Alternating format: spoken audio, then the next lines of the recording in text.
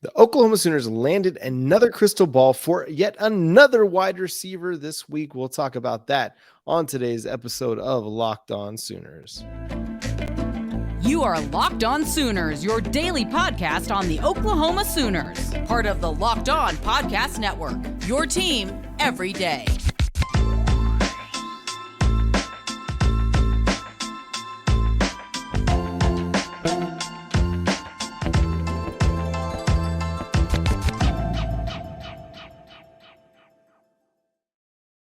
What's up, Sooner Nation? Welcome to Locked On Sooners, and thank you for making Locked On Sooners your first listen every single day. And shout out to every member of the Everyday Club for making us such. My name is John Williams. You can follow me on Twitter at John9Williams. My buddy here is Josh Helmer. You can follow him on Twitter at JoshOnRef. You can also hear him Monday through Friday from 9 to noon on 94.7 The Ref in Norman. Josh, we got another prediction favoring Oklahoma to land another wide receiver. It's been a wide receiver week for the Sooners. We got KJ Daniels commitment on Monday. We got a Bryant Wesco 5-star wide receiver prediction favoring the Sooners yet again. And now it's looking like Oklahoma is the favorite for 4-star wide receiver out of Hightower High School in Texas, Zion Kearney. Feels like, it's a huge week for the wide receivers for Oklahoma. Get started with a commitment that, honestly, in Daniels, a bunch of people, I don't think, unless you were really deeply in the know, and maybe for some that were in the know, it was a little bit of a surprise with KJ Daniels. So you start there, and then it just recruiting momentum downhill for both Wesco and Kearney. Those are the top two targets.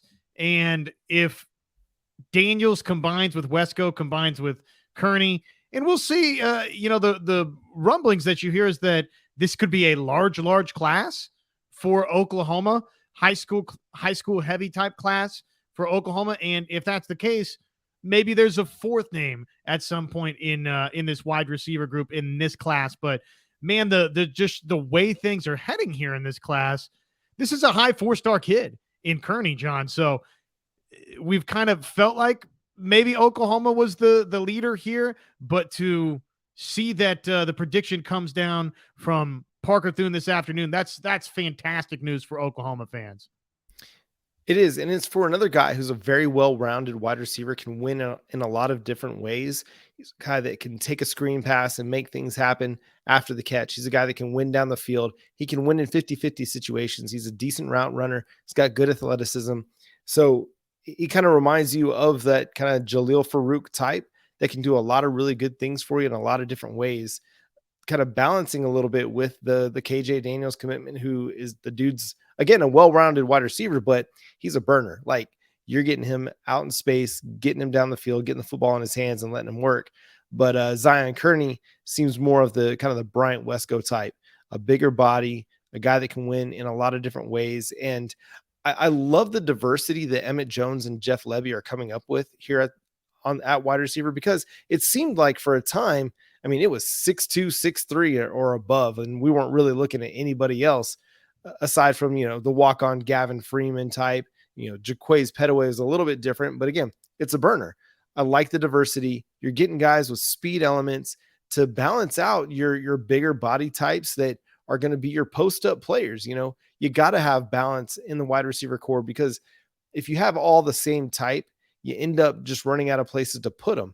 Well, when you have a guy that can play out of the slot, that's a speed guy, or a shifty route runner type like a Drake Stoops, and then you can throw a speed guy on the other side, maybe it's an Andrell Anthony or a Jaquays Petaway, to balance with your do-it-all number one type wide receiver in a Jalil Farouk that can win at every level of the defense. So I like what they're building. You still got to finish it. You got to get the commitments. You got to get the signings, 6, 7, 8 months from now, but everything is trending in a really, really positive direction.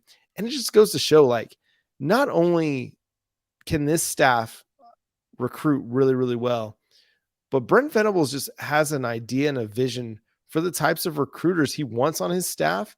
He wants guys that are going to be able to go into, these high profile recruiting battles in really key recruiting states and be able to win. And we've had it in Florida with Bates and Chavis and Venables himself. Now we're getting it more so in Texas now when you added a guy like Emmett Jones that really just opens the door for your skill position players. You get a little bit more diversity. Levy's got the relationships and the connections from Texas and in Florida from his time coaching at both Baylor and UCF. Well, now you get another guy with a lot of connections in the state of Texas that can help you even build that out even further. Well, you mentioned the different body types. We've talked about that. That's good. That Brennan Thompson seems like coming to Oklahoma, burner type. Kelly Daniels, again, burner type for Oklahoma, out of Louisiana. But Emmett Jones showing you that he's capable of, if this goes according to plan here in this prediction, this 24/7 Sports crystal ball from Parker Thune comes to fruition with Zion Kearney, that look, he's going to get the big body type wide receiver too. So there's two smaller, quicker guys in Brennan Thompson as a transfer, and Kelly Daniels as a wide receiver from Louisiana. And then here's two bigger bodied types with the 6'3" Kearney, 6'2" Bryant Wesco. And the other thing that's interesting about this, just within recruiting the state of Texas, John, what's the number one thing that we heard about Emmett Jones? Well, the number one thing that we heard about Emmett Jones was our man Emmett Jones can recruit the Dallas-Fort Worth Metro, right? Well, Wesco is from Midlothian, Texas, which is right there 25, 30 miles within that Dallas-Fort Worth metro area. So that's a Dallas kid, right? Kearney, a Houston kid from Missouri City, Texas. So that's nice to see that you're able to get those inroads to both in the state of Texas, John. We knew that, again, Emmett Jones came in with that Dallas DFW track record to him, but to have those inroads and to make that hay potentially in that Houston metro area too, John, feels like that's an important development for Oklahoma. Yeah, because that's a huge area with a lot of talented players. And again, the state of Texas is so broad and wide, and that's why everybody's recruiting it, because there's so many really good players that come out of it. You got to be able to pick up kids out of Houston, because those kids, they're also going to be heavily recruited by LSU, the University of Houston, Texas A&M, Texas. So to factor in a big way for a 4-star player. I mean, Zion Kearney, he's a top 50 player, top 60 player across the board. If you look at the recruiting services, that's pretty impressive. So this is good. This could potentially be a big win. Getting the crystal ball puts them in a really good spot for this commitment. We'll see when it comes. There's no date right now set for his commitment, but things are trending in a really positive direction for him. This could be a really big weekend for the Sooners on the commitment front. Not necessarily saying Zion or Bryant Wesco, but we're getting Isaiah Autry. He's going to push his commitment out there on Friday. So if you're watching this show Friday morning, we're recording Thursday night. Isaiah Autry has not yet committed, but he's looking heavily like he's going to be an Oklahoma commit at this point, based on all the predictions, the crystal balls, not just from the OU insiders, but just recruiting analysts from Mississippi and Florida and different places across the country, several services. It looks like Autry is trending toward the Sooners. There might be several more commits that come down over the weekend. Potentially, again, a very, very big weekend for the Sooners. We thought that spring game maybe could develop that way for Oklahoma, and the returns are that, yes, it's going to be, look, you and I can sit here and Locked On Sooners and every other broadcast or reporting entity for Oklahoma under the sun can sit here and tell you, oh, it was a great spring game for Oklahoma. The turnout was great. The recruits, they were digging it. But unless there's something tangible, people always say, I'll believe it when I see it. And it feels like, though, John, this is going to be a week where the two coincide, where the spring game on Saturday and, oh, by the way, you welcome Kyler Murray back. It's a great celebration. And then either before or then during and after that, you're going to mix in a couple of commitments for Oklahoma where the proof will be in the pudding. It's not, hey, we're telling you things went well, where you can see that things went well as an Oklahoma fan. Yeah, and we're going to talk more about the spring game coming up here after I talk to you about Built Bar, the best tasting protein bar ever. And coming up on spring game day, April 22nd, something exciting is coming to Built.com. I don't have all the details yet, but the excitement is real, and it's something you won't want to miss. If you know how Built works, They have the most incredible protein bars in the world, and they do these amazing flavor drops with unreal flavors in limited quantity. So mark your calendars and head to built.com on Saturday, April 22nd to be one of the first to discover what all the hype is about. And I can't wait, man. I'm really hoping it's going to be something that, again, the peanut butter, give me something crunchy and chewy, covered in chocolate. I can't wait to see what they're going to come up with next over at built.com. Use promo code LOCK15 to get 15% off your order over at built.com. All right, Josh, spring game coming up Saturday, 2:30 Central Time on ESPN Plus. It's going to be a great way to check it out. If you're watching from across the country, if you're going to go to the bar and try and watch the spring game, just make sure you take your phone or your tablet with you, have your ESPN Plus subscription, get ready to watch it, and figure out how this is all going to transpire. We got a little bit more insight as to why they're doing the offense versus defense. The offensive line is a little bit thin right now. And we know that Walter Rouse has been limited. We know that Jacob Sexton is out. There are probably several other guys that are limited as well.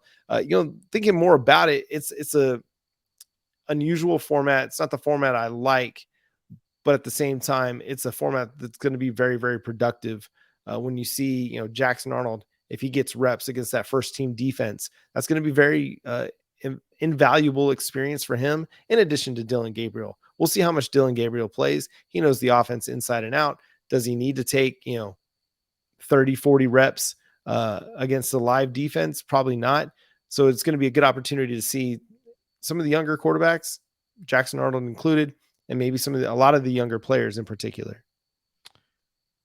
Kyler Murray Heisman Trophy statue unveiling celebration, free, open to the public, Heisman Park at 11:30, by the way, for Oklahoma fans. So even if you don't have your spring game ticket, the Kyler Murray Heisman Trophy statue unveiling 11:30 over there in Heisman Park is going to be free. So you'll want to check that out. What's more important for Oklahoma?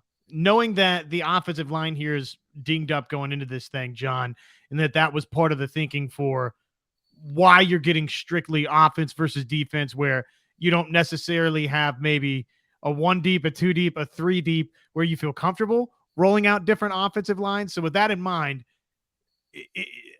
I almost look at it and say, okay, well, are we going to see more of the 1s and the 2s that are available?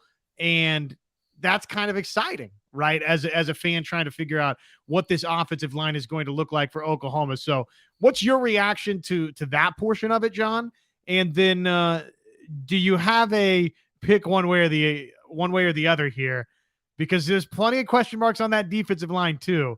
If you could sign up for one of the two to come ahead of the other on Saturday, offensive line, defensive line, which would be the better sign for Oklahoma? Well, I think the better sign would be a strong performance from the offensive line. You lost 3 starters in Harrison and Chris Murray and Wanye Morris.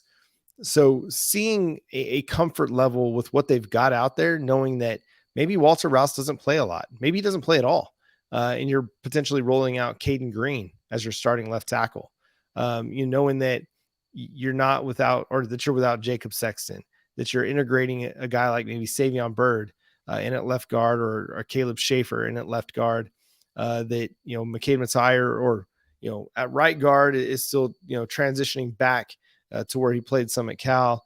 And then Tyler Guyton, I think there's a lot of promise with what this offensive line could be. It's just a matter of seeing it and knowing what we saw in the Cheez-It Bowl, where Dillon Gabriel was under pressure quite a bit. That's a bit concerning. At the same time, there's a lot of talent. And I mean, what if Caden Green comes out and he just is dominant? What if he just has a fantastic spring game and he's kind of on the Anton Harrison trajectory where he can start as a true freshman, and whether it's at guard or tackle, and you feel great about what you're rolling out there. I mean, that'd be a great development, actually. I know it'd be a little bit early to be fast tracking him a little bit, but that's not a bad thing if he just proves that he's up to the task and he's ready to go. But there's a lot of questions on both sides. I think the defense probably is going to have a bit of an advantage because they're healthier. little bit more experience with guys like Rondo Bothroyd. Even Ethan Downs has more experience than some of the guys that are going to be starting on the offensive line. And then, you're looking at Jacob Lacey, Isaiah Code, Jordan Kelly, Devon Sears. They've got experience. They're still trying to formulate what they are as a defensive front, but I think they've got the experience edge on the offensive line, especially if Walter Rouse doesn't play in the spring game. For the reasons that you just mentioned in closing there, I think it'd be better for Oklahoma if we're talking about in bits and pieces, the offensive line. I don't even want to say struggle because it's good on good. It's Oklahoma versus Oklahoma here. But if the defensive line got the better of the equation, just given the fact that the experience across the board is on that side of the football for Oklahoma, John, and the fact that we think that there's some significant contributors that will not be playing for the offensive line. I don't want to call it a built-in excuse, but there's some built-in, rationalization that can happen right there with the offensive line. I don't know outside of, they just transferred to Oklahoma. I don't know that same feeling or argument exists for the defensive line. So I think I'm leaning defensive line, show me something on Saturday. But ultimately, John, it'd be great if there's a little bit of good from both and a little bit of bad, probably from both, right? Mostly glass half full. There was good from both, and we can focus on that versus, one side decidedly better, I guess, than the other. Well, it kind of has that feel like the Oregon game, the Alamo Bowl, where the defensive line came in, they were healthy. Yes, you were down Nick Bonito and Isaiah Thomas and Perrion Winfrey, but you had a group of guys that was hungry. They were ready to get after it. Whereas Oregon's offensive line was not really, they didn't have Penei Sewell out there. They didn't have a lot of their starters, and the Oklahoma defensive front took advantage. It's a similar case here. Now, a year ago in the spring game, the Oklahoma defensive front had a really good game. They had several sacks, lots of TFLs, and then we saw what happened in the fall. So what would be the best sign is, like you said, if the defensive line has a great game. At the same time, I'll still kind of have this wait and see attitude. I want to see them put it up against Big 12 competition. So probably what we're going to get is a little bit of back and forth. There's going to be some wins by the offense, some wins by the defense, but ultimately it's a matter of, okay, who's going to have a consistent performance, consistent effort from their first snap to their last snap in this game? Who are going to be the guys that start to solidify themselves as starters or distance themselves in that rotation a little bit? That's the thing that we're going to be looking for. At wide receiver, we need to see somebody like really take advantage of this opportunity and put themselves out in the forefront of the defensive line, of the wide receiver depth chart. I'm not sure why I said defensive line. The wide receiver depth chart. You're not going to get many more opportunities beyond this. So you have this and you have fall camp, and fall camp's like a month. So what do you want to put forward? Who's going to be starting out opposite of Jalil Farouk? That's the biggest question on the offense, aside from the offensive line. And then, I think with Jaden Davis heading to the transfer portal, we got to see who the cornerbacks are going to be that steps up opposite of Woody Washington. Because again, there's questions all over the place, but we can start to begin to answer those things with the spring game. So let's do this little exercise. And I know this is off the cuff here a little bit, but I've got 3 names I've already written down. Help me find name 4 and 5 here. I just very, very briefly, 5 names that it would be great for Oklahoma if we're talking about how good they looked in the spring game coming out of it.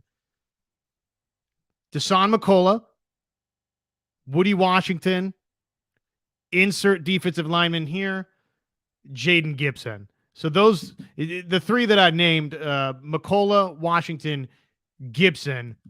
Who is missing from this list? Who would you add to the list? Are there any names just in particular, like Dylan Gabriel? Okay, let's move him out of the equation because of the quarterback. Obviously, you want the quarterback to look good. Beyond that, what would be comforting for you? Who are some names that, okay, if they really, really look dialed in, would be nice to see for OU? Yeah, I think for me, Tyler Guyton at right tackle. We've seen flashes of him playing really, really good football. I would love to see him just have a dominant performance and not let anybody get knee pressure at all. I that's kind of what I want to see right there. You got to have somebody that can be the anchor of your offensive line. I think another one would be Gavin Sawchuk. Javante Barnes sitting out. This is a really big opportunity for Gavin Sawchuk to really have a significant impact and put his foot forward. You kind of talked about him as potentially being the starter in 2023. I mean, this is a great chance to like showcase himself as the starter. I think a lot of those running backs have an opportunity to kind of put themselves kind of at least back on equal footing with Javante Barnes, who probably headed into the spring as the favorite to be the starter. Right now, with him having to sit out due to surgery, you're kind of looking at, okay, now you just want to put yourself at equal footing or maybe a little bit ahead of Javante Barnes going into the break, going into summer workouts and with fall camp. So I would love to see Gavin Sawchuk be electric, hit a few big plays. He didn't have to take every touchdown or every touch to the house for a touchdown. But, if he can rattle off, 4 or 5 runs of 15 yards or more, or, 2 or 3, maybe that's asking a lot. I don't know. But big plays, that's what I want to see. The guys make big plays after the catch. And then defensively, Jacob Lacey, man, we got to get some serious, stout interior defensive line play. And Jacob Lacey has got the most experience of anybody. He's probably the most highly regarded guy coming out of high school. Again, it was somebody that Clemson wanted to come play for them before he committed to Notre Dame. So this is a guy that really needs to show up and show out in the spring game for me to feel much more comfortable about where this team is heading against the run on the defensive side of the ball. Here's a here's a question that might make your head spin a little bit. What's the over-under on number of transfers for Oklahoma that need to play well in this thing for Oklahoma fans to feel like, okay, yeah, we got some dudes out of the portal that are going to definitely help us? I mean, 4.5 is that aggressive? Is that too low? Let's see. So let me just rattle them off. Reggie Pearson, I think he's got to bring a physical edge. Dasan McCullough's got to be everything as advertised. Walter Rouse, I mean, we're not going to see him probably, but he's got to be a mainstay at left tackle eventually.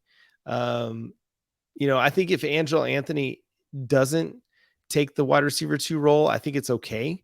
As long as somebody like straight up beats him out for the job. If it's a Jaden Gibson or a Nick Anderson or JJ Hester or LV Bunkley Shelton or, Keon Brown or Jaquaze Petaway, by the time we get to the fall. And so I don't necessarily think that he has to play well, but if he wants to establish himself as wide receiver 2, he has to. But for me to feel comfortable about the offense, I don't think he has to play well necessarily. I mentioned Lacey before. Yeah, I would say, 4 or 5 guys probably have to play really well. I would love to see, Caleb Schaefer come out and have a really good game, just being the experienced guy coming from Miami of Ohio. But I think you have kind of some good options behind him on the depth chart and young guys too. So there's a lot of really intriguing options for Bill Bedenbaugh on the offensive line. I still think that Caleb Schaefer is probably going to be one of your starters. McKay Matire will be a starter as well. Once we get everybody back healthy, it'll probably be Rouse, Schaefer, Rame, Matire, and Guyton as your starting offensive line. But again, there's a good chance that a guy like Caden Green, a very talented player, could usurp. I mean, he's already getting a bunch of first team snaps as it is with Walter Rouse out. So there's if they feel like, oh man, he's handling his job really, really well at left tackle, let's just bump him in at left guard and rotate him and Caleb Schaefer in there and figure out who's the better option there. Well, and not taking part in the spring game, not official yet, but a Brendan Thompson for wide receiver. You automatically think about, that name and how much that's going to impact things. Stogner is basically a guarantee that he's an impact guy for you at tight end. So, man, I think it's every bit of that, over 4.5, even just in this spring game of guys that, hey, we'd like to see some contributions and we'd like to see him straight away. So that's one of the interesting little spider webs to this spring game is there's a lot of new faces via the transfer portal. There are a lot of new faces, and for them to have success in 2022, those new faces are really going to have to play really well. Just looking over at Soonersports.com, and they came out with rosters for each team, and it looks like Bill Bedenbaugh is going to be the head coach for the red team, and Todd Bates will be the head coach for the white team. But I'm not seeing a depth chart. Brent, give me a depth chart. Let's see how these guys stack up right now. I'm still not seeing it, but sad. Oh well. Moving on. Couple basketball transfers. Speaking of the transfer portal, Josh, before we get out of here, and if you're tuning in still, make sure to tune in for our show. I'm going to be interviewing John Garcia, Locked On Podcast, recruiting insider. He's going to break some stuff down for us. Let us know who the recruits are to watch for spring game. Guys that might commit this weekend. He'll give us some inside info on that as well. But Josh, transfer portal additions over the last couple of days. You got Javian McCollum, the Sienna guard, committing to the Oklahoma Sooners. And then you also have the forward from Pitt, and the name is escaping me now, and I feel embarrassed because now I'm having to fly or get it on the fly, and things aren't loading like they're supposed to. And here it is, John Hugley. Sorry about that, everybody. Which one of these guys moves the needle for you the most? Probably Javian McCollum, the Sienna transfer guard, just because it feels like there's more production there. And yet I almost don't want to pick between the two because I think they're both, you had to have both.